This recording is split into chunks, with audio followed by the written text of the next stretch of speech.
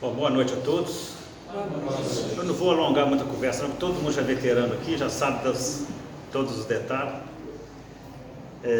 Hoje a nossa palestra com o nosso irmão já é conhecido da casa, o Bruno.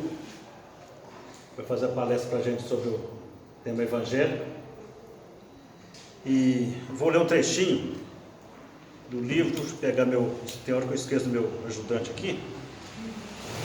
Livro Vida Feliz.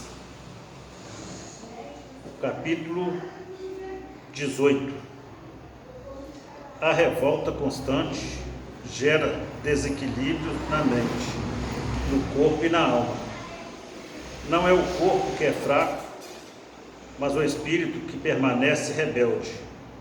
Controla as tuas energias, não deixando que elas se desconcertem.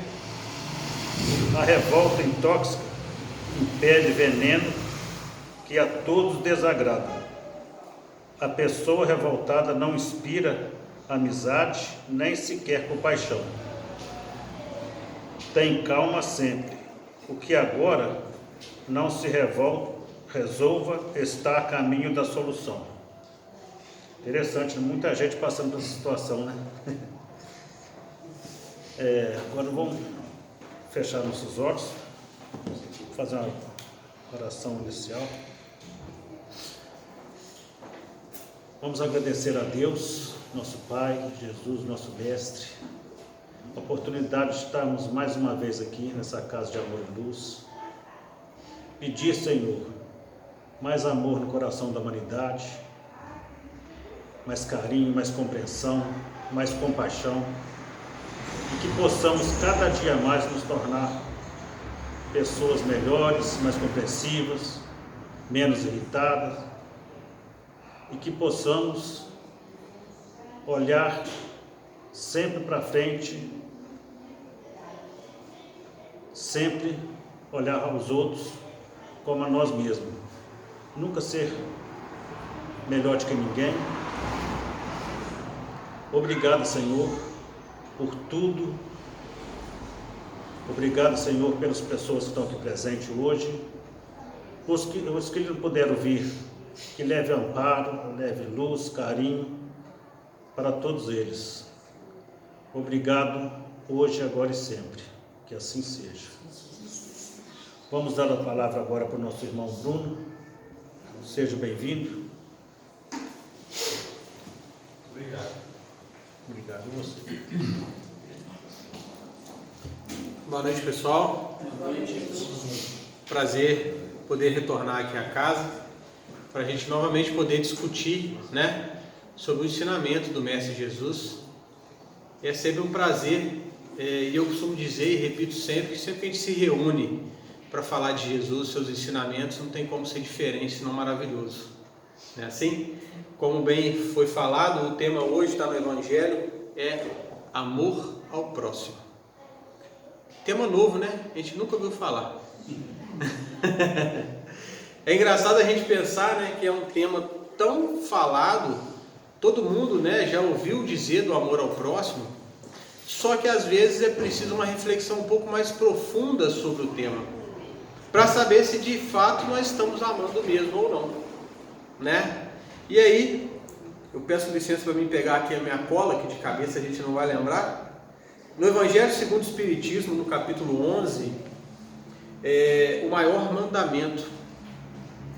mandamento maior, que é o item 1, traz para nós a seguinte mensagem.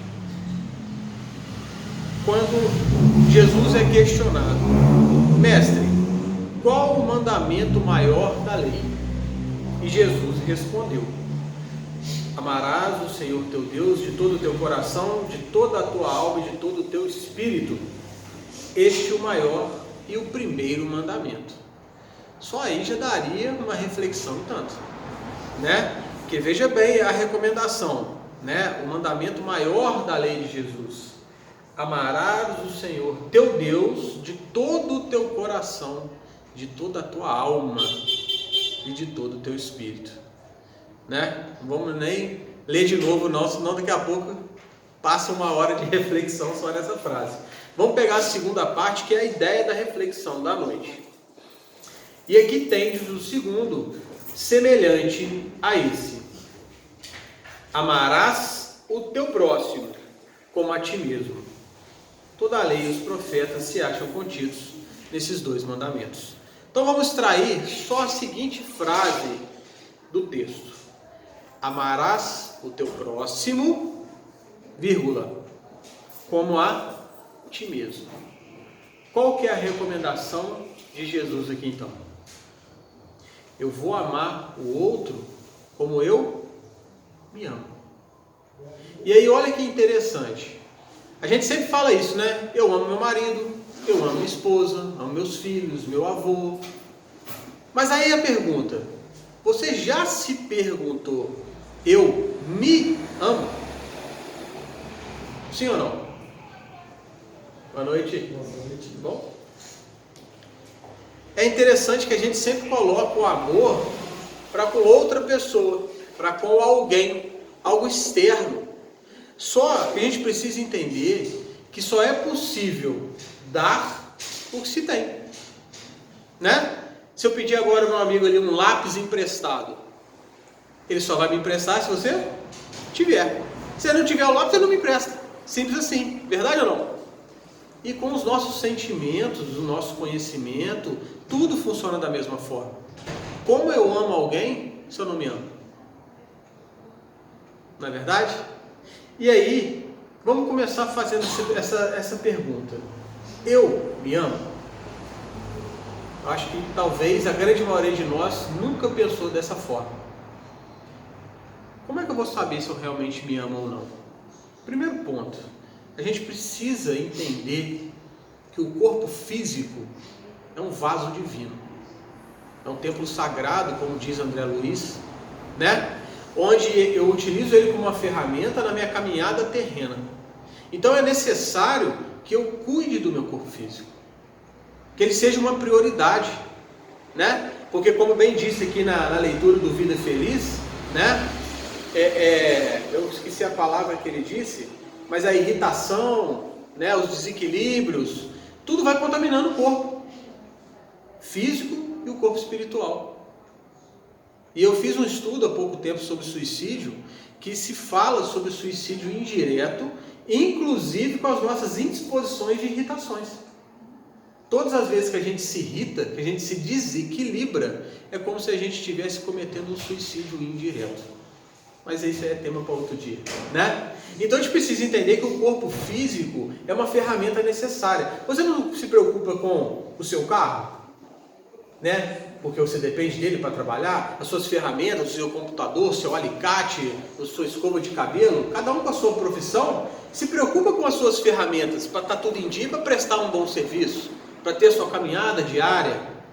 E o corpo físico não é diferente, ele é uma ferramenta do espírito. Então eu preciso cuidar da minha ferramenta, da saúde, alimentação, dormir bem, ir ao médico, fazer um check-up. Todo mundo está fazendo isso? Ou todo mundo está correndo do médico, espera doer para ir lá? Não é assim? Aí chega lá, o médico fala: ó, tem 3 remedinhos para você aqui. Aí você sai de lá: 3 é muito, vou tomar um da lista e tá bom, né? Coitado do médico que estudou tantos anos para aprender a receitar e a gente não segue, a gente não gosta disso, né? Mas a gente precisa entender que é necessário, né? Se a gente habituasse a ir ao dentista de 6 em 6 meses fazer um check-up, ninguém sofria. Toda vez que eu vou no dentista, a gente vai tratar o quê? Um canal, uma coisa complicada, cara, dolorida. Aí você fala assim: não, a partir de hoje eu venho certinho, né? De 6 em 6 meses eu venho.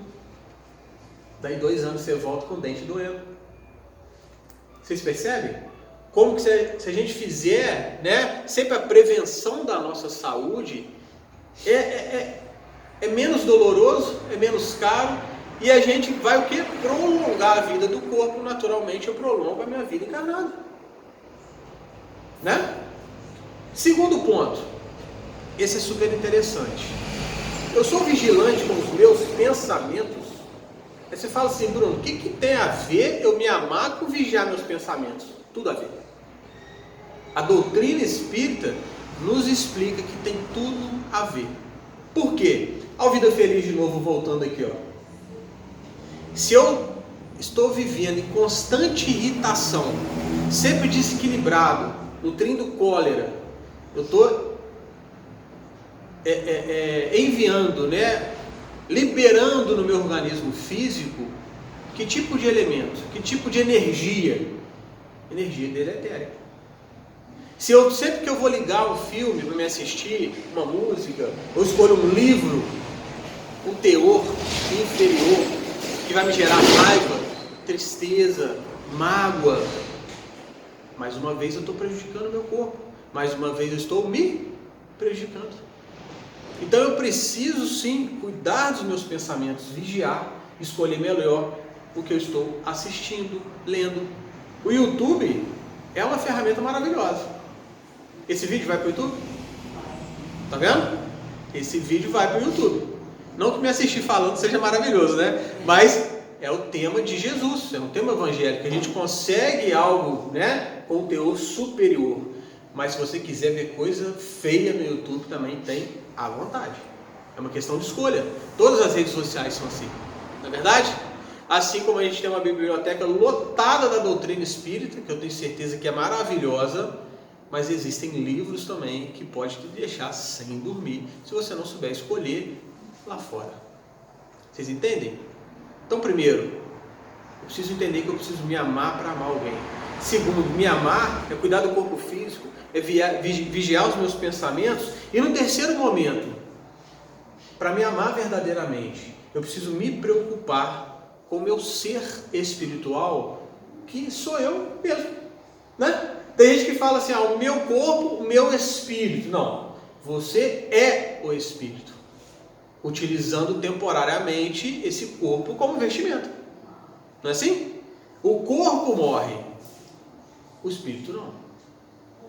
Então eu preciso tentar achar um equilíbrio, que é mais ou menos isso que a gente conversou da última vez que eu tive aqui, sobre o despertar, né? Sobre dar verdadeiro valor à matéria que ela necessita, sim, mas não me esquecer que eu sou um ser espiritual, que é o terceiro ponto aqui dessa reflexão, no quesito se eu me amo, na preocupação de me amar. Porque se eu vivo uma vida desregrada, material, vivendo só o hoje, o agora, eu estou me preparando para a minha vida espiritual? Quando eu retornar para minha casa, o que eu vou ter para falar lá? Eu costumo brincar com o pessoal o seguinte, que a vida encarnada seria como fosse uma faculdade, né? Agora, qual que é o nome da mocinha ali? Você? Júlia? Hã? Duda. Vou te fazer pergunta difícil não, tá, Duda? Eu só vou usar seu nome, uma brincadeira aqui. Você é mãe dela? Não. Não? Amiga dela? Tá. Vamos supor agora que a Duda vá ser convidada para fazer uma faculdade lá em São Paulo, correto? Ela vai chegar na família dela, nos amigos, vai se despedir. Pessoal, eu preciso ir lá em São Paulo fazer a minha faculdade que eu tanto quis fazer, né? Eu estou animada, eu vou lá, vou aprender, quero estudar, quero me esforçar, para daqui a algum tempo eu retornar para minha verdadeira casa com um diploma, aprovada, né? E aí a Duda se despede da família e vai para São Paulo. Lá em São Paulo, o que ela encontra? Amigos, com certeza. Algumas inimizades? Infelizmente, é normal. Não é assim? Ela vai fazer muita gente rir, às vezes alguns vão chorar por causa dela, e a vida funciona dessa forma. Mas a Duda vai lá e faz o seu maior esforço, se entrega de coração, volta para casa e fala assim, gente, sofri, chorei, sorri muito, mas venho aqui orgulhosa mostrar para vocês, eu consegui me formar na minha faculdade. Aí todo mundo fica como? Super feliz. Valeu o esforço, não foi assim? Deixei de sair para estudar, me empenhei para fazer aquela prova, aquele trabalho, mas voltei com o meu diploma.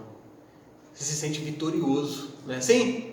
Você investiu tudo que você podia, mas teve um retorno. E isso é a nossa vida encarnada. Nosso verdadeiro lar é o mundo espiritual. Né? De tempos em tempos, a gente encarna como se viéssemos fazer uma faculdade. É a nossa escola aqui. Afinal de contas, a gente não faz aqui nossas provas? A gente não aprende, ou pelo menos deveria aprender a amar o próximo? A caridade, a compaixão, a empatia. Não são essas as provas morais que a gente vem aqui passar? Porque enquanto o mundo físico, né, aplica a prova de matemática, português e todas as outras, as provas espirituais são as morais. E aí, terminada a sua faculdade, que poderia ser ligado à sua encarnação, alguns desencarnam com bebês, jovens, idosos, 50, 70, 90, 100 anos, a gente não conhece a data do nosso retorno. Mas aí quando você retornar à pátria espiritual depois do seu desencarne, o que você vai contar para a sua família espiritual que ficou lá? E aí, Bruno, o que você arrumou lá? Que diploma que você traz para mim? Lembrando que os diplomas espirituais são os morais. Vou falar então, rapaz, deixa eu te falar. Eu te falei que eu estou com 10 carros na garagem. Não, mas ficou lá, não vale, né? Não, eu te falei das minhas casas, da minha conta. Não, meu amigo, deixa eu te falar uma coisa. Eu quero virtudes. O que você construiu?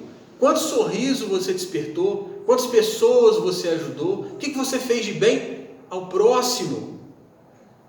Vocês entendem?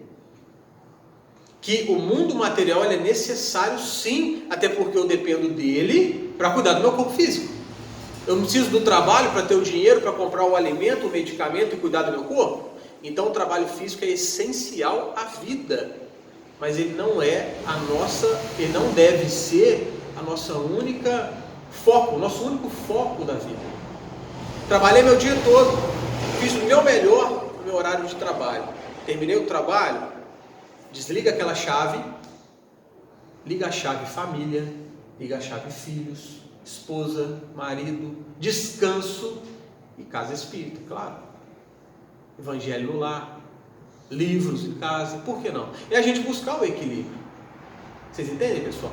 Então, nesse primeiro momento, eu quero que fique bem frisado isso, que para mim amar alguém, eu preciso me amar. E para mim me amar, eu tenho que cuidar do meu corpo físico, vigiar meus pensamentos, me entender como espírito imortal e me desafiar a cada dia viver como espírito imortal, dando o valor necessário à terra, sim, não esquecendo nunca que eu sou um ser espiritual. Tudo bem? No segundo momento, aí a gente inverteu, né? A gente foi lá para o final da frase para lembrar que eu preciso primeiro me amar. E aí eu volto no amarás o teu próximo, que é a recomendação de Jesus.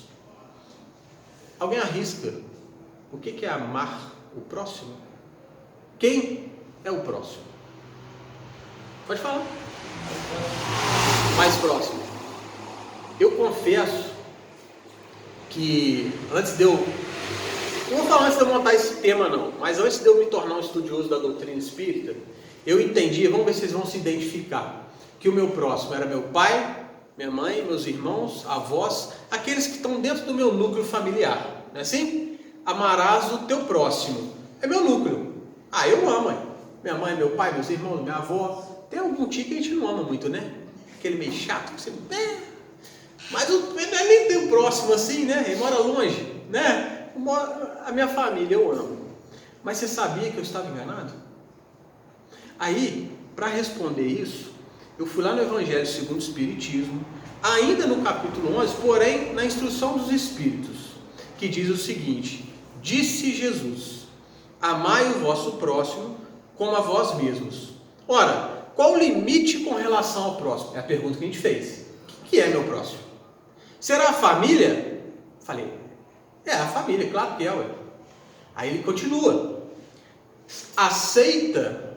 Então só posso amar os meus próximos são os espíritas, né? Ou a nação. Então se é brasileiro, é meu próximo. Se for dos Estados Unidos, não quero nem saber. Não é assim? E olha que interessante a resposta. Não, é a humanidade inteira. Olha só. Aí ficou difícil pra caramba, né? Amar o próximo. Porque quando a recomendação é amar ao próximo, e eu entendo que o meu próximo é o meu núcleo familiar, eu amo com facilidade. Principalmente se a pessoa que eu amo me amar também. E fazer os meus gostos, né? Querer ver o mesmo filme que eu, comer a mesma coisa que eu quero, dormir na mesma hora que eu quero dormir também. Não é assim? Todo mundo vive em família e sabe que tem esses probleminhas aí, né? A toalha molhada, fora do lugar, escova de dente. Quem já casou aí sabe que é assim no início, né?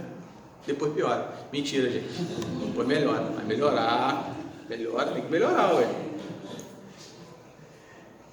E aí, eu já sei que o meu próximo é todo mundo. Literalmente todo o mundo, a humanidade. Então agora os meus próximos são vocês. Quando eu me despedir de vocês aqui no final da palestra, entrar no meu carro, o primeiro que cruzar comigo no carro ali é meu próximo. Se eu parar num sinal, meu próximo. Se eu for à farmácia, na padaria, no meu ambiente de trabalho, todos que me rodeiam são meus próximos. Essa é a recomendação de Jesus, que a gente ame a humanidade inteira. Bruno do céu, mas aquele vizinho também? Aquele vizinho também. Aquele colega de trabalho que me tira do sério? Ele também. Mas nós vamos chegar lá, não vamos ficar muito ansiosos ainda não. Vamos deixar leve por enquanto, vamos falar das coisas mais difíceis para frente, não é assim? Então vamos lá. Como amar meu próximo? Como? Primeiro, uma ferramenta que a gente precisa ter, já entendendo que eu preciso amar também as minhas desavenças, correto? Eu preciso vê-lo como uma oportunidade de crescimento. Porque veja bem, eu costumo brincar o seguinte, não sei se eu brinquei aqui da última vez com isso, acho que não. Qual que é o seu nome? Paulo. Se o Paulo sai daqui agora, tá? A família dele está toda longe, ele está sozinho hoje em casa. Vamos pensar isso. Aí o Paulo sai daqui e pensa assim, beleza, estou sozinho em casa. Eu vou comer o que eu quiser, a hora que eu quiser, vou dormir a hora que eu quiser, da forma que eu entender melhor. Dificilmente o Paulo vai se irritar. Verdade ou não? Dificilmente. Se você conseguir se irritar sozinho, procura um médico, que o caso está grave, né? Por quê? Porque você fala assim, não vou tomar banho agora, não vou tomar banho meia-noite, está tudo bem. Não tem ninguém para contrariar. Alimentação, tanto faz, ele faz do jeito dele. Só que aí quando você coloca a esposa, a mãe, a avó, a tia, qualquer pessoa naquele núcleo familiar participando, começa as oposições. Você vai tomar banho não? Não, dá mais tarde. Nossa, não, mais tarde não, mais tarde eu quero dormir, não quero barulho de chuveiro, vai tomar banho de uma vez. Aí o Paulo começa a ser convidado a fazer as provas dele, não é assim? Do equilíbrio, da caridade e por aí vai. Então nós precisamos entender que eu preciso da sociedade para evoluir.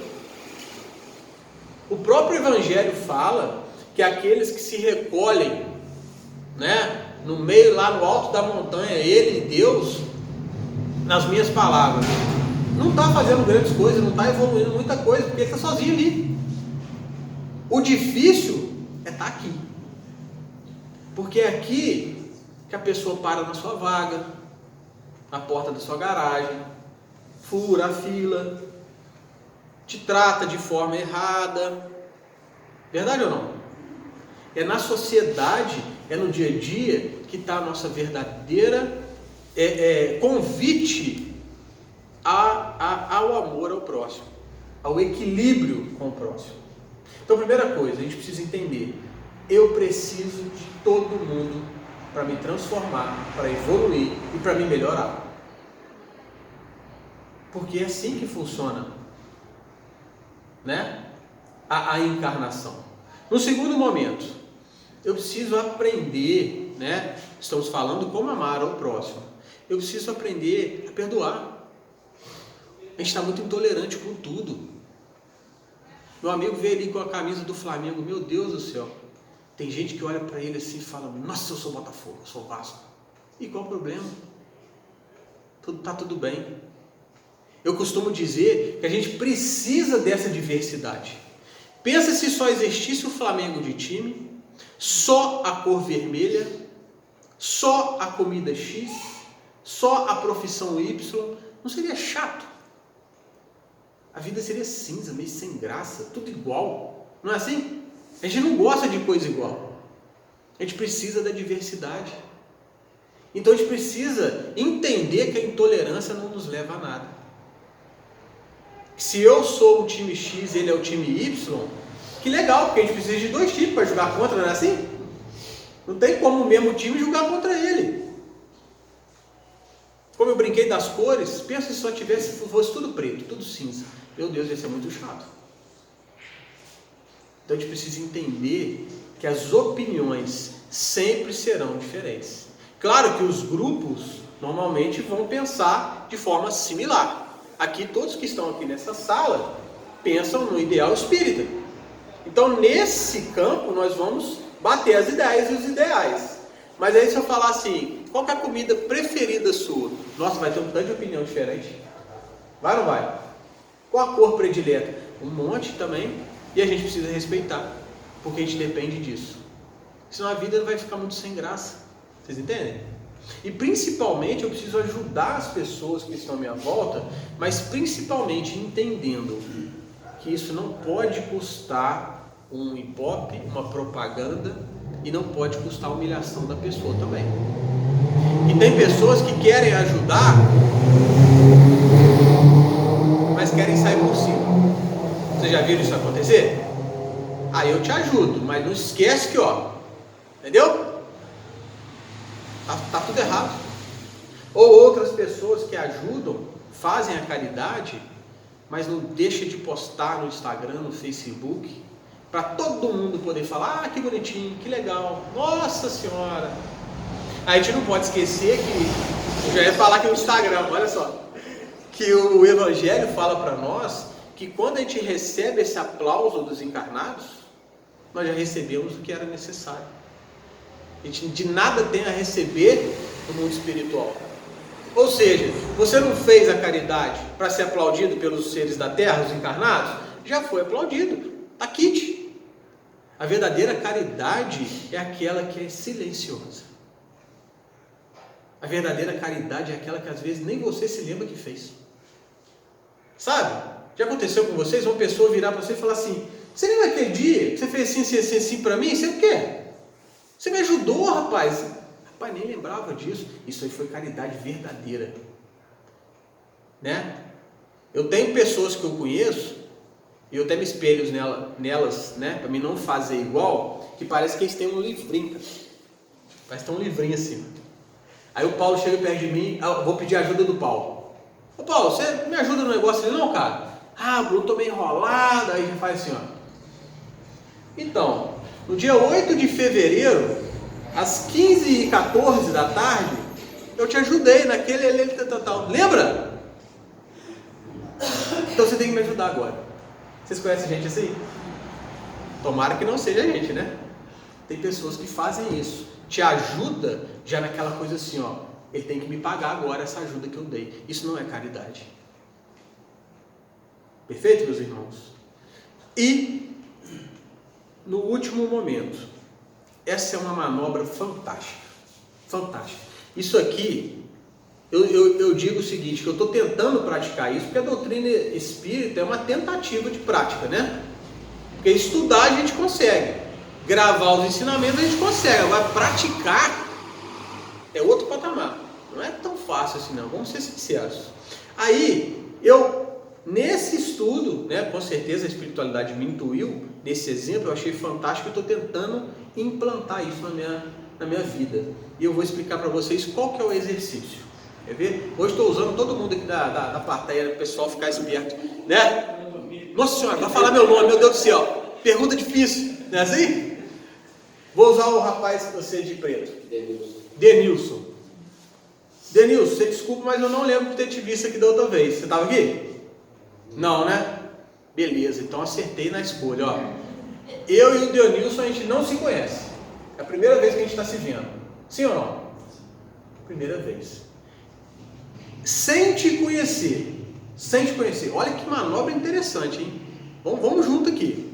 Sem te conhecer, eu te garanto e afirmo que você é amado. Sem te conhecer. Sem te conhecer, eu afirmo que você ama alguém. Existe alguém agora, nesse momento, preocupado com o seu bem-estar. Se você está bem, se você está equilibrado, aonde você está. Ele faz parte do pensamento de alguém agora. E sem conhecer ele, eu afirmo que tem pessoas também na cabeça, na mente dele, que ele está enviando bons sentimentos, um cuidado, um carinho. São pessoas especiais. Sim ou não? Sim. Sem te conhecer, eu tenho certeza que você tem sonhos. E nos seus sonhos você sempre coloca aquele núcleo familiar. Né? O pai, a mãe, a gente não falou agora que o próximo a gente entendia que era esses? E todos aqui da sala, igualmente. Eu não te conheço, mas você é um ser especial para alguém. Bem possivelmente, alguém daria a própria vida por você. E essa manobra que a gente tem que trazer para o nosso dia a dia. Eu não conheço o Paulo, eu te lembro da última vez que eu estive aqui. Não convivo com o Paulo, mas ele também é amado. Ele é o esteio de uma família. Às vezes, não vou dizer aqui, né, que eu não conheço vocês, mas quem tem filho, às vezes o filho repara, fica olhando meu pai, meu exemplo, admira. Muitos de vocês aqui são um exemplo de alguém, são um braço forte de alguém, é um ombro de alguém. E eu não tenho o direito de desrespeitar isso. Vocês querem um exemplo? Para entender bem essa matemática que eu fiz aqui agora, esse exemplo? Uma vez, muitos anos atrás, eu estava indo trabalhar, e aí apareceu a oportunidade certa para mim fazer a caridade. Porque a caridade é assim, não é? A gente precisa ter tempo, não pode estar chovendo, preferência sem fome, não é assim? Tudo dando certo. Aí eu estava descendo para trabalhar, era tipo 7h30 da manhã, eu pegava às 8, tinha tempo à vontade, estava vindo de carro, uma passarela, faixa de pedestre. Aí eu vi uma senhorinha de bengalinha para atravessar a rua. Eu falei, nossa, e agora? Agora que eu vou fazer a minha boa ação, garantir meus bônus horas, né? Não é assim? Tem que fazer. Aí você já dá aquela olhadinha assim, né, para ver se tem algum espírito te reparando. Aí eu parei o carro, buzinei para ela e fiz assim, pode vir. Aí ela veio naquela velocidade, né, das senhoras experientes, né? A gente vai chegar lá, 80, 90 anos, todo mundo chega lá, se Deus quiser. Devagarzinho atravessando. E eu me senti no máximo, né? Nossa senhora, fiz minha caridade, olha só, deixei ela passar. Veio uma caminhonete e parou atrás de mim. Ele viu que eu parei para dar caminho para a senhora. Ele buzinou bastante, me elogiou com palavras que você já imagina. Aqueles elogios bem, né? E aí, na hora, mentalmente, só mentalmente, eu não fui doido de fazer isso fisicamente, né? Mentalmente, eu desci do carro e fui lá e perguntei para ele assim, você está irritado de eu dar caminho para a senhora? Ele ia falar, estou irritado porque eu estou atrasado, estou isso, aquilo. E se fosse a sua mãe atravessando? O que ele ia falar? Se fosse a mãe dele, pensa, se a mesma caminhonete, com o mesmo motorista, tivesse visto eu parado, ele ia olhar, a minha mãe. Ele ia falar, nossa senhora, esse cara é fantástico. Por mais pessoas do mundo como ele. A gente precisa disso aí, cara. Olha que cara consciente de dar caminho para uma senhora, vendo que ela tem, né, uma necessidade, uma atenção especial, ela anda mais devagar. É assim ou não é? Quando o bem é para o outro que eu não conheço, não vale a pena. Quando o bem é para aquele que eu nem nada tenho, não vale a pena. Agora, se é para o meu filho, eu abro o sorriso. Se é para minha mãe, eu fico todo derretido. Não é assim? Eu chego num lugar, sou bem recebido, a minha família é bem recebida, eu fico, que maravilha, adoro vir aqui. Mas aí, completando o raciocínio do Denilson, vocês entendem? Que aquela senhora para mim não era ninguém, entre aspas, porque não faz parte do meu convívio. Mas ela é amada, ela ama alguém, ela é o esteio de uma família, e é por isso que ela merece o meu respeito. E aí, como eu tenho feito hoje? Hoje eu olho para o Denilson e vejo nele, possivelmente, um primo meu, pela questão da idade, né? Estamos com 25, né, Denilson? 25, 26 ali, naquela casa, né? Quando eu olho para uma mocinha igual a Duda, eu já vejo nela minha filha, por exemplo. Eu vejo uma senhora mais experiente, poderia ser minha avó, minha mãe. Porque a gente começa a desenvolver uma capacidade de respeitar. Não estou falando amar não, porque amar é outra coisa. Mas eu começo a desenvolver a capacidade de respeitar. Eu evito o máximo possível de ver coisas, sabe, de briga, essas coisas desequilibradas em rede social. Mas hoje, sem querer, um rapaz que trabalha comigo me mostrou uma postagem. E olha só aqui como é que dentro do caos você pode recolher o bom. A cena era de dois senhores brigando, fisicamente mesmo, na rua. E aí o rapaz mostrando alguns comentários que o pessoal foi falando.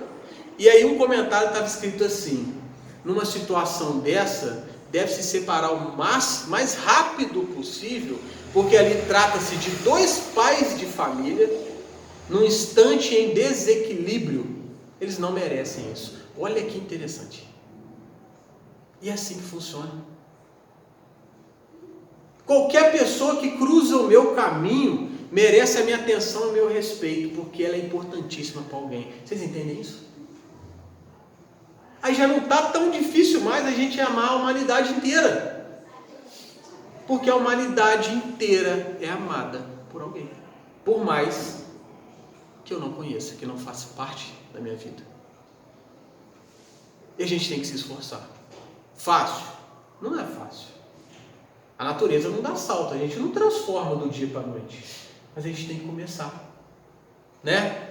Sabe por quê? Olha só, a gente é muito assim, ó, vocês vão ver se vocês se reconhecem nisso ou não. A gente está caminhando na cidade. Aí vem uma pessoa sentada na calçada. Aí você pensa assim, ó, parece que está passando mal. Alguém vai ajudar. E vai embora. Se tem alguém que já para correndo, parabéns. Eu estou tentando desenvolver isso em mim. A gente sempre tem o costume de deixar para o outro entender que o outro vai fazer. Aí ninguém faz. Né? Eu acho que a moça está precisando de ajuda, não sei, dá impressão. Não, mas está vindo uma pessoa ali, ó, ela vai ajudar. Não, mas está vindo mais 10 ali, alguém vai ajudar. Mas se eu for ajudar, o que será? Mas será, você entende? A gente começa a colocar um monte de será e não faz nada. Isso não é amar ao próximo. Amar ao próximo é você tomar atitude, oferecer ajuda. Se ela não quiser, não quer. Já aconteceu comigo. Uma vez tinha um senhor empurrando um carro sozinho. Eu parei o meu carro e falei: quer ajuda, amigão? E não preciso não. Eu falei: então tá bom. Eu ofereci, eu fiz minha parte. Sei que, de repente era um treino de musculação, né? A academia está cara, né? Pensa, vou parar meu carro, empurrar 500 metros. O de hoje está pago, multa no carro e vai para casa. Pode ser. Ele não quis me ajudar, mas eu fiz minha parte.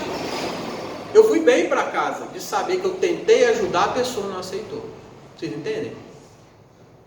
Não começa a mudar um pouco o sentido de amor ao próximo quando eu entendo que, por mais que eu não conheça o Denilson, eu tenho certeza absoluta, com a luz do Evangelho, que ele é insubstituível dentro do núcleo familiar dele. E a gente nem combinou isso, né, Denilson? Você vai sair daqui todo hoje, né? Fala aí.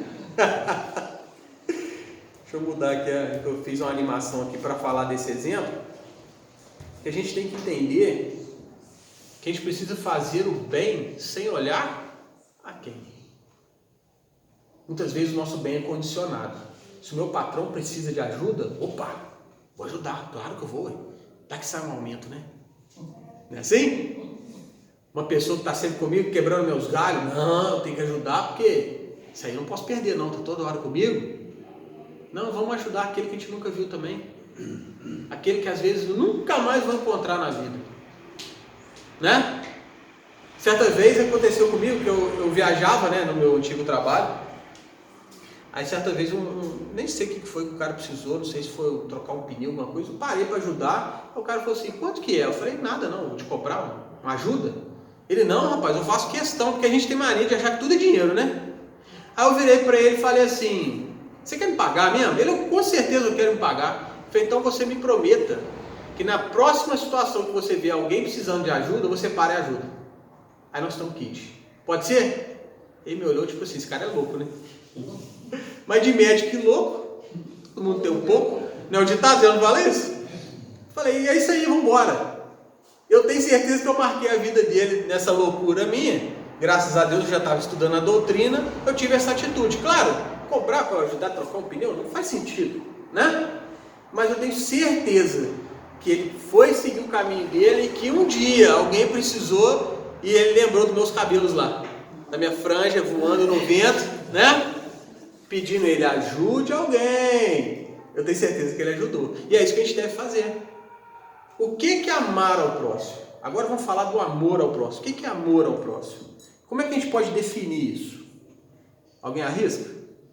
Isso aqui é a tampinha, não é? Pode falar, gente. Falar errado não tem problema não. Na verdade, existe o errado. Existem vários pontos de vista diferentes, não é assim? Ao próximo, colocar uma águazinha gostosa do seu tamanho. Opa! Aí, ó. Paulo falou tudo agora. Mais alguém arrisca? Amar ao próximo. Eu procurei várias formas de entender o amor ao próximo. Eu li, reli um monte de lugar, um monte de livro, um monte de notas, né, e tudo. E a definição mais simples que eu encontrei de amar ao próximo é fazer ao outro o que você gostaria que fosse feito a você. Isso é amar ao próximo. Como bem disse o Paulo, amar ao próximo é colocar uma água para você. Isso é amor ao próximo. Porque quando Paulo se preocupou assim, cara, preciso botar uma água para o Bruno, porque ele vai falar 1 hora direto, pode ser que dê uma secada na boca, alguma coisa, ele sente a necessidade. Ele se preocupou comigo. Ele amou. Aí certa vez eu estava fazendo essa palestra, eu já falei ela não sei quantas vezes, né? Olha que compromisso, né? Você vê que eu sou difícil de aprender as coisas, né? Porque eu tenho que falar a mesma coisa um monte de vezes. Cabeça dura, né? E aí, eu falei assim, de amor ao próximo, tal. Aí teve um senhor que falou assim, ô Bruno, você vai me desculpar, eu posso falar? Claro, pode. Eu gosto que as pessoas falem para participar, senão dorme mesmo, ainda mais quinta-feira. Sexta ainda é pior, mas quinta já tá pesado já, a semana é grande. Aí ele falou assim, você desculpa aí, mas eu não consigo amar o próximo. Não consigo. Eu falei com ele assim, você tá errado e eu vou te provar agora. Ele assustou. Eu falei assim, se você tá na rua e vê a carteira de alguém cair, você pega e devolve? É claro. Se tem uma mamãe com um bebê no colo, o bebezinho joga o bico no chão, você pega no chão e dá na mão dela? Claro. Então você ama o próximo. Porque amar ao próximo é isso. Não é fazer o outro que eu gostaria que fosse feito a mim? Simples assim. A gente coloca amor ao próximo como sendo algo grandioso, né? Ah, vou lembrar de Jesus sobre amor ao próximo, Chico sobre amor ao próximo. Não, gente. Vamos entender que os nossos desafios têm que ser proporcionais às nossas capacidades, né? Que é o quê? Amar ao próximo é respeitar a fila, conforme eu brinquei lá atrás. Amar ao próximo é respeitar a vaga no mercado. Hoje tem até vaga para gestante, idoso, né? Cadeirante. Isso me irrita, sabia? Eles acham que espírita não se irrita, né? Eu confesso, vai pro YouTube, meu Deus, podia ter falado isso, hein? Me comprometi agora, hein? Não é? Quem não se irrita? Eu me irrito. Quando eu tô no mercado, aí tem aquele monte de vaga assim, preferencial no início da porta ali, né? Pra cadeirante, a grávida e tal. Aí vem aquele garotão fortão, musculoso, todo sarado, né? Escala uma parede em 10 segundos. Para na vaga de deficiente. Eu me irrito com isso.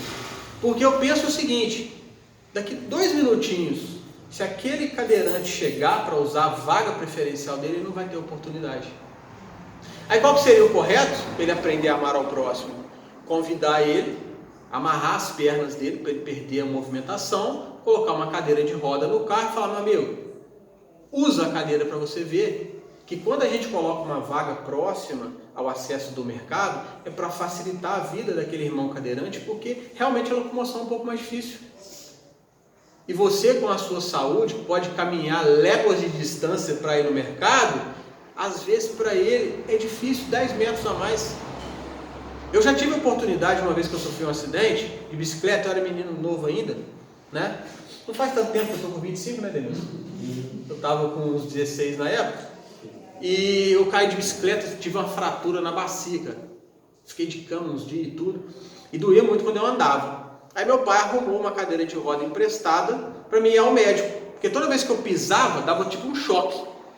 Então eu sabia que era temporário, porque eu estava já me curando e tudo, só para preservar. Quem gosta de ficar sentindo dor, né? Aí eu fui de cadeira de rodas ao médico. Gente do céu, você não tem noção. A pessoa olha para você e já procura na sua perna, procura em todo lugar assim, tentando entender o porquê que você está na cadeira de roda. Isso é um preconceito, isso é um julgamento. Eu senti na pele, né? Mesmo sabendo que era temporário, o preconceito que o cadeirante sofre. As dificuldades que ele sofre. Meu pai me levando, tinha lugar que você não consegue subir, o buraquinho do passeio parece que é um buraco desse tamanho. E isso foi importantíssimo na minha vida, sabe por quê? Porque hoje o cadeirante ele tem o meu máximo respeito, porque eu já senti na pele por alguns dias o que muitos sentem a vida inteira. E é por isso que a vida, não fugindo do tema, mas me lembrei disso aqui agora, ela é composta de altos e baixos. Sabe por quê? Só dá valor à blusa quem sente frio. Só dá valor ao alimento quem sente fome. Só dá valor ao dinheiro, né, o verdadeiro valor que eu digo, né, o respeito ao dinheiro, quem já viveu sem ele. Você pensa se a sua vida sempre foi confortável com tudo do bom e do melhor?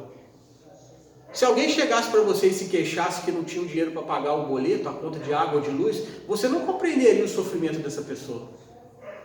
Se todos os dias você abre o armário e está lotado de alimento, se uma pessoa chegar perto de você aqui na casa pedindo auxílio de uma cesta básica e narrando que é muito difícil não ter o que dar para sua criança comer, você vai pensar assim, nossa, bobeira, um alimentinho.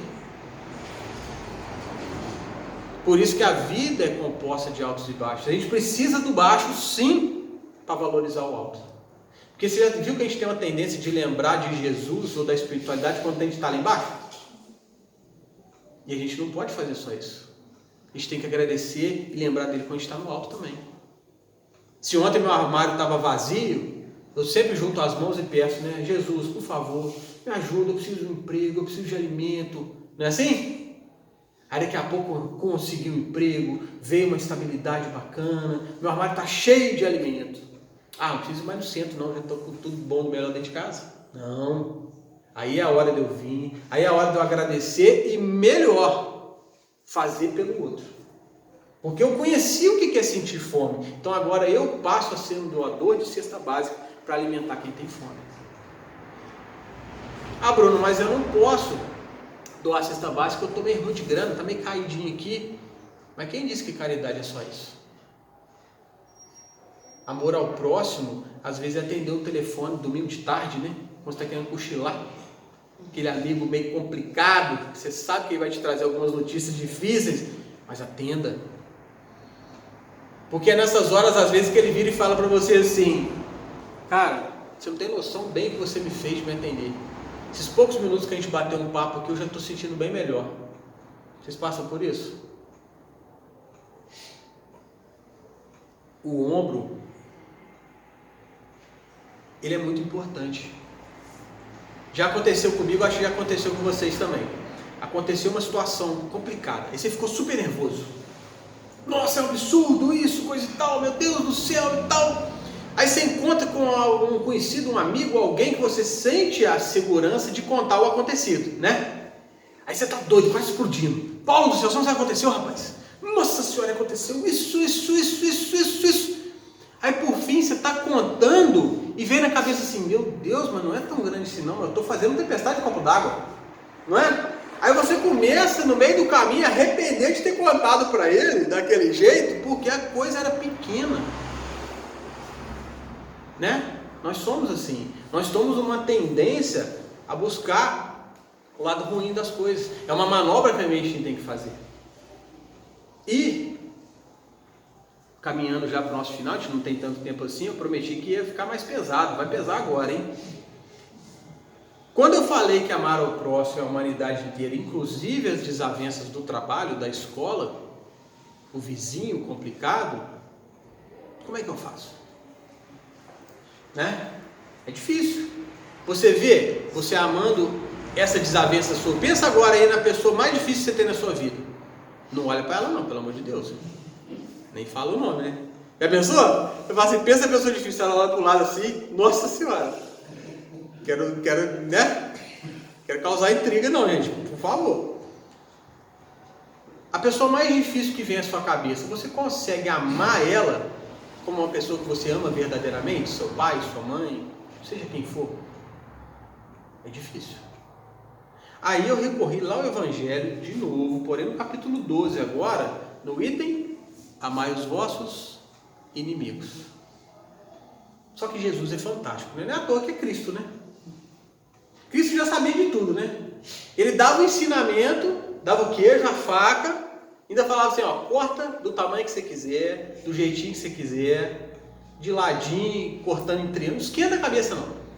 Só estou dizendo o seguinte, você é capaz de cortar o queijo, é ou não é? Olha só para vocês vão entender como é que Jesus fazia isso conosco. Começa o seguinte, se somente amardes os que vos amam, que mérito se vos reconhecerá, uma vez que as pessoas de má vida também amam os que as amam? Difícil, né? Complicou, hein, Duda? Complicou? Vou traduzir, vou apertar até a sapo para você, ó. Eu fiz isso lá em casa, tá? Por isso que eu sei falar aqui agora. Ele quis dizer aqui o seguinte, se você amar sua mãe, seu pai, seu namorado, seu marido, que são os que você ama e também te amam, você não está fazendo nada de especial nisso.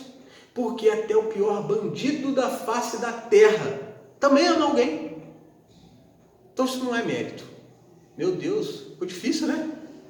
Vamos lá. Item 3. Entretanto, olha que legal como é que Jesus vai aliviar para a gente. Há geralmente equívoco no tocante ao sentido da palavra amar neste passo. Está dizendo o seguinte, calma aí. Vamos entender o que é amar os vossos inimigos. Não pretendeu Jesus, assim falando, que cada um de nós tenha para com o seu inimigo a ternura que dispensa a um irmão ou amigo. Opa! Então, quando ele fala amar os vossos inimigos, ele não está dizendo assim, chama o seu inimigo para tomar um café da tarde na sua casa, um almoço, pizza na sexta-noite, não é isso. Olha o que ele vai dizer. Amar os inimigos é não lhes guardar ódio, nem rancor, nem desejos de vingança. Olha que interessante. Isso a gente já faz. Sabe por quê? Aquele ditadinho que a gente adora. Eu perdoei o fulano, mas eu quero ele lá, bem longe de mim. Não quero o mal dele, desde que eu não veja ele mais na minha vida. Não é assim que a gente fala? Já tá bom. Já conseguiu subir o primeiro degrauzinho. Por quê? Não desejo o mal.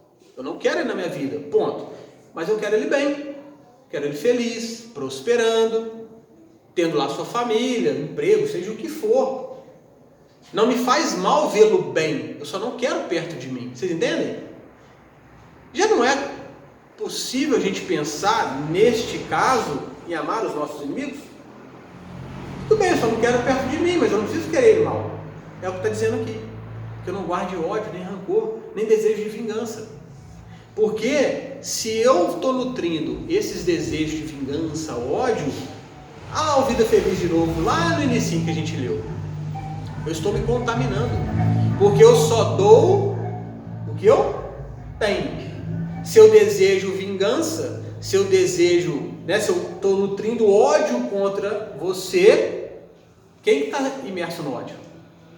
Sou eu. Porque é um sentimento meu. Os sentimentos geram energias. As energias geram reações, e cada ação tem sua reação, e por aí vai. Isso é no campo material, isso é no campo espiritual. E eu aprendi isso da pior forma possível. Certa vez no meu trabalho, vou falar do trabalho de novo. Eu tive um desafio muito grande lá. Quem trabalha sabe, né? Que conviver com pessoas é difícil. Principalmente quando você tem, às vezes, uma missão, de gerir algo. É mais difícil ainda. E aí eu passei uma fase da minha vida que eu estava tendo muitos problemas no trabalho. Pedia uma coisa, não acontecia, vinha aquele problema de novo. E aí eu comecei a ficar tão fadigado com aquilo e comecei a parar de falar. Mas sabe quando você quer parar, mas fala aqui? Vem assim, mas para. Vem, mas para. Foi impressionante. Eu fiquei 6 meses doente, seguido. Eu não saía do médico. Tudo com it eu tive. Amidalite, faringite, rinite, não sei o que, it, tudo aqui, as vias respiratórias. No final dos 6 meses, eu estava me sentindo como se fosse uma bola, literalmente. Olha que interessante. E quando eu me irritava, que eu ia falar alguma coisa com alguém, eu ficava nervoso, é como se aquela bola me sufocasse. Aí eu aprendi que quando eu sentisse mal-estar, ao contrário de eu respirar forte, eu tinha que respirar devagar para aquilo passar. Olha que interessante. Aí eu tinha que parar, respirar devagar. Por quê? Respirar devagar acalma. Né? Acalma. Aí eu acalmava, aquilo passava. Só que eu fui só entender isso depois de 6 meses. No último médico que eu fui, foi meu filho, você não tem nada. Tudo quanto é exame, enfiei câmera aqui para olhar lá dentro da garganta, raio-x, sei lá o que, você não tem nada. Não tem. Mas eu sentia essa bola me sufocando. Só que quando você está dentro do problema, você não vê o porquê do problema. Aí lá na frente a ficha caiu. Falou, nossa, agora eu entendi tudo. De tanto que eu estava guardando o nervosismo, a mensagem, irritabilidade, aqueles sentimentos, aquilo foi criando uma energia, né? E naturalmente isso gerou um efeito no meu corpo físico, que a medicina não identificava, que só depois que curou que eu fui entender que era algo, comprometimento meu mesmo, culpa minha mesmo. Porque como disse Chico, ninguém te ofende, você se sente ofendido. É difícil compreender essa fase do Chico, né? Primeira vez que eu ouvi, eu falei, Chico, para com isso. Lógico que os outros me ofendem, é claro, né? Não ofende não. Porque se você estiver equilibrado totalmente, né? Se você estiver na paz mesmo, tranquilo, qualquer pessoa pode falar o que quiser de você que não te tira do teu equilíbrio. Agora, em contrapartida, normalmente a gente anda mais desequilibrado do que equilibrado, né? Qualquer pisãozinho no pé já vira aquele vulcão, não é assim? E por último aqui, por último, mas não menos importante, uma das grandes formas de amar ao próximo também é o cuidado com os nossos julgamentos. Lá no item 10 do Evangelho, capítulo 10, perdão, item 11. Não julgueis para não serdes julgados. Ô Duda, essa aqui é até mais difícil do que a primeira, hein? Eu vou ler aqui para você. Você vai ter, agora você vai entender, você já é fera já, ó. Não julgueis a fim de não serdes julgados. Olha que difícil isso aqui, ó. Porquanto sereis julgados conforme houverdes julgado os outros. Tá difícil, tá? Empregar-se-á convosco a mesma medida de que vos tenhais servido para com os outros. Agora vamos apertar até caçapa aqui, ó. Tá dizendo o seguinte: o peso que você coloca no julgamento que nós fazemos na vida dos outros será o mesmo peso utilizado em nossas vidas. Porém, a gente não espera um juiz sentado na cadeira, na mesa, com um martelão, nos julgando. É a nossa própria consciência. Por isso que não existe crime perfeito. Por mais que o Paulo, dá licença, da Paulo, a gente sabe que você não faz isso não, mas é só exemplo. Por mais que o Paulo amanhã entre lá na empresa dele, olhe uma caneta bonita e fala, beleza, vou pegar essa caneta, tem ninguém vendo. Não tem câmera no escritório, meu patrão não tem, eu estou sozinho. Vou pegar a caneta, enfiou no bolso. Você não foi descoberto pelos homens, correto? Você saiu ileso desse crime. Mentira. Você sabe dele. Talvez naquele momento que você cometeu até fez sentido. Mas a gente não está em evolução? Hoje, quando você vê lá atrás, o que você fazia 10 anos atrás, talvez não faça tanto sentido hoje. A gente não muda? Daqui 10 anos, daqui 20 anos, você vai pensar assim, nossa, para que eu peguei aquela caneta? Tá eu pensando na maldita da caneta agora, né? Aí você visita aquele patrão seu antigo, dá uma caneta dele de presente para tentar eximir do problema, mas tá feito, né? Então, voltando ao julgamento, a gente não deve julgar os outros. A gente tem uma mania de fazer isso, né? A pessoa trocou de carro, fala assim, como é que eu trocou de carro? Não vejo ele trabalhando direito, não é assim? Ainda mexendo com coisa errada, né? Você levanta 7 horas da manhã, vai trabalhar, tá abrindo o portão, aquela preguiça, né, vai sair de casa, aí passa alguém caminhando. Aí você olha assim, não trabalha. Porque essa hora tá aqui passeando, não tem serviço. Verdade ou não? Vocês têm que falar que não, gente. Tem que falar que não, fingir que vocês não fazem isso não. Entendeu? Não é? A gente julga tudo. Você está em casa, agora eu vou descansar. Aí escuta o barulho da máquina de lavar da vizinha. Você fala assim, mas não é possível.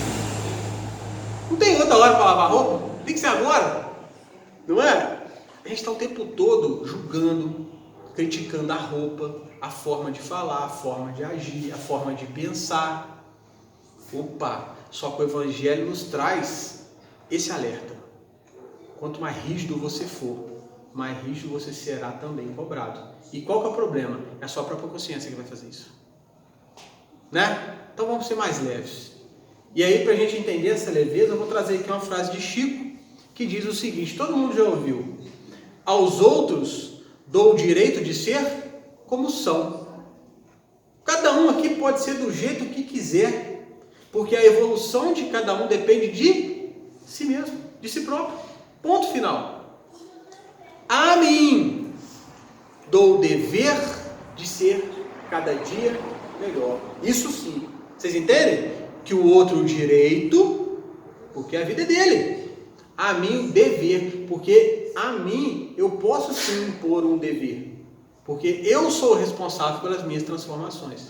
Então por isso que quando o marido quer que a esposa muda, ou a esposa quer que o marido mude, né? Só vai ocorrer se ele quiser. A esposa pode falar, né? 20 anos. Para de ser flamenguista. Você tem que ser vascaíno. Se ele não quiser, ele não muda. Porque as mudanças dependem de cada um. Tudo bem, meus irmãos? Nosso tempo já se esgotou. Para essa noite, o que eu queria trazer para nós, de uma forma bem objetiva, vamos dizer assim, é que a gente saia daqui conscientes do nosso dever e da nossa capacidade, acima de tudo, de amar ao próximo. Entendendo que amar ao próximo é simplesmente fazer ao outro o que eu gostaria que fosse feito a mim. É simples. Eu vou dizer isso ao Paulo. Eu penso, se fosse comigo eu gostaria de ouvir? Sim, então eu falo. Se não, eu não falo. As atitudes, as minhas ações, se eu colocar vamos dizer assim, nesse raciocínio, se eu gostaria que fosse feito a mim, eu te garanto que a gente faria melhor, né, do que a gente faz hoje. Porque normalmente a gente age muito por impulso, que a gente julgue menos, que também é uma forma de amar o próximo, né? Baseado nisso, aquela pessoa que eu quero bem distante, se um dia ela me procurar precisando de ajuda... Aí que tá. Vou repetir sua pergunta, que eu não sei se todo mundo ouviu.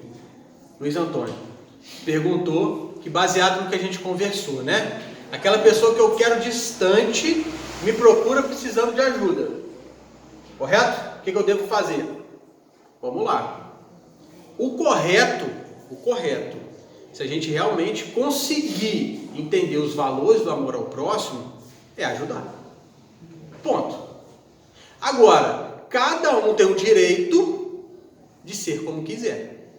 Se você, ou eu, ou quem quer que seja, que dizer o seguinte, eu me abstenho, eu não vou ajudar. É direito dele, é direito meu.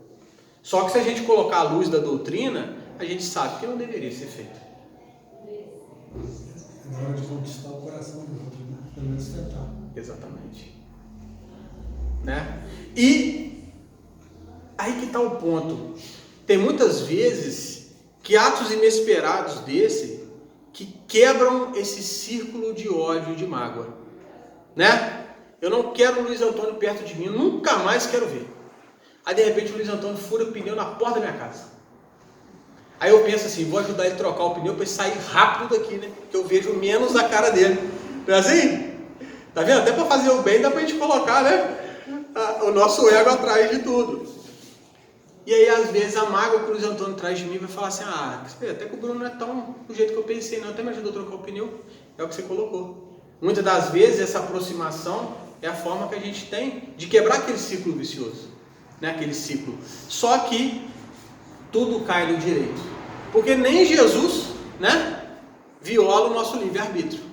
As oportunidades vão sempre surgir. Se a gente vai fazer o certo ou o errado, é uma escolha nossa.